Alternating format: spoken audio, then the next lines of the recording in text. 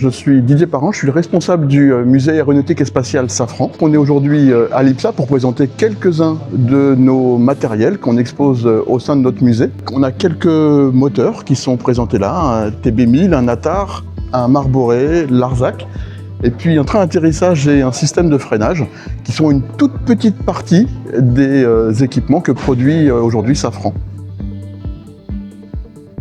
C'est un hangar historique, une surface de 4000 m² dans laquelle on a entreposé énormément de matériel de toute l'histoire du groupe Safran, donc de toutes les sociétés qui ont constitué ce qu'est Safran aujourd'hui. On remonte jusqu'en 1905, les tout premiers moteurs aéronautiques, jusqu'aux derniers moteurs les plus récents, donc y compris le M88, le moteur du Rafale.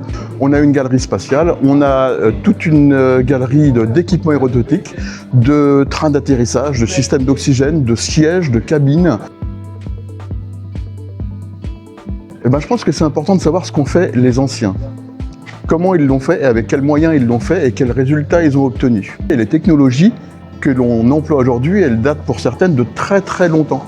Donc je pense que c'est très important de venir découvrir ce qu'ont fait nos aînés et de dire comment est-ce qu'on peut améliorer ce qui existe déjà. Il ne faut pas réinventer ce qui existe déjà.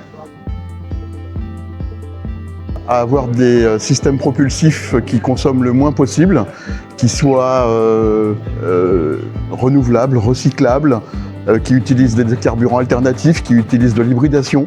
Et ça, c'est le futur de l'aéronautique.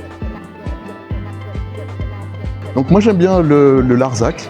C'est un petit moteur sur lequel j'ai travaillé au début de ma carrière, donc qui équipe l'Alpha Jet.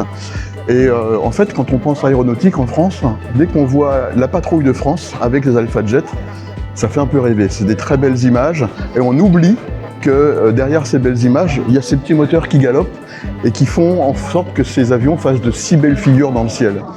Donc voilà, et le moteur est présenté ici.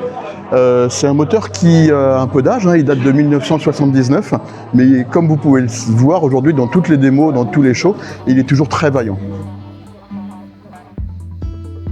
Pour découvrir, parce que c'est un monde, l'aéronautique, qui fait rêver, mais qui est un peu une nébuleuse et qui n'est pas facile à pénétrer. Donc l'IPSA a l'avantage d'ouvrir ses portes et de faire découvrir tout ce qu'on peut faire et de donner l'envie aux futures générations de venir travailler dans ce domaine.